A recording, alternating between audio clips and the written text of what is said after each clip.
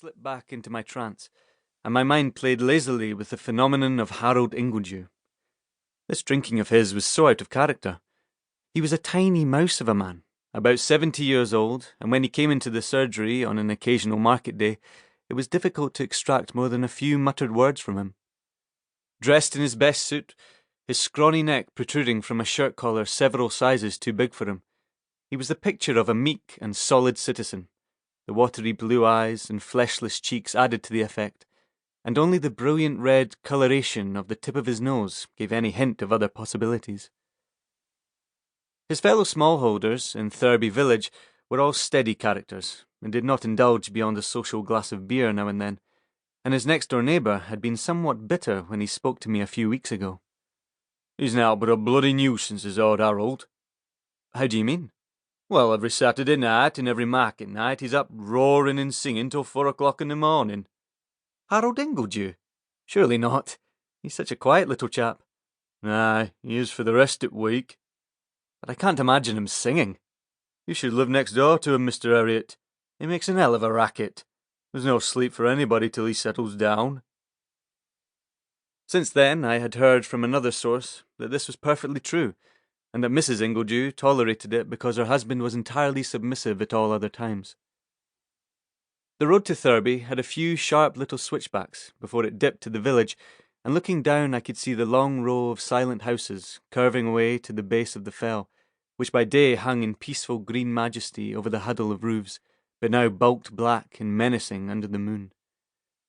As I stepped from the car and hurried round to the back of the house, the wind caught at me again, jerking me to wakefulness as though somebody had thrown a bucket of water over me.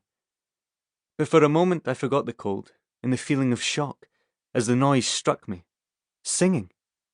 Loud, raucous singing echoing around the old stones of the yard. It was coming from the lighted kitchen window. "Just a song at twilight, when the lights are low." I looked inside and saw little Harold sitting with his stockinged feet extended towards the dying embers of the fire, while one hand clutched a bottle of brown ale. "And the flickering shadows softly come and go." He was really letting it rip, head back, mouth wide. I thumped on the kitchen door.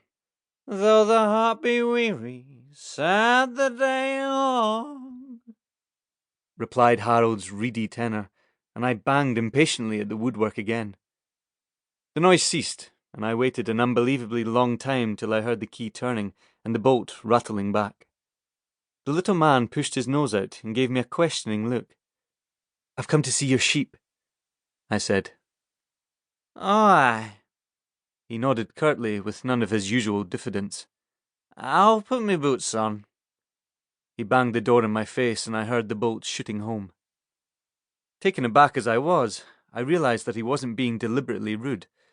Bolting the door was proof that he was doing everything mechanically. But for all that, he had just left me standing in an uncharitable spot. Vets will tell you that there are corners in farmyards which are colder than any hilltop, and I was in one now. Just beyond the kitchen door was a stone archway leading to the open fields, and through this black opening there whistled a Siberian draught which cut effortlessly through my clothes.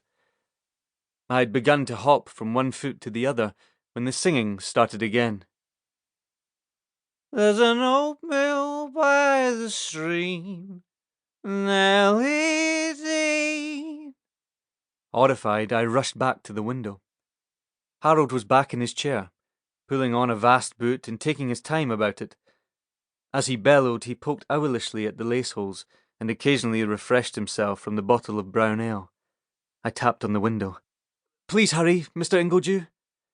"Where we used to sit and dream, Nellie Dean," bawled Harold in response. My teeth had begun to chatter before he got both boots on, but at last he reappeared in the doorway. "Come on then," I gasped. "Where is this ewe? Have you got her in one of these boxes?" The old man raised his eyebrows. "Oh, she's not here." "Not here?" "Nay, she's at top buildings." "Right back up the road, you mean?"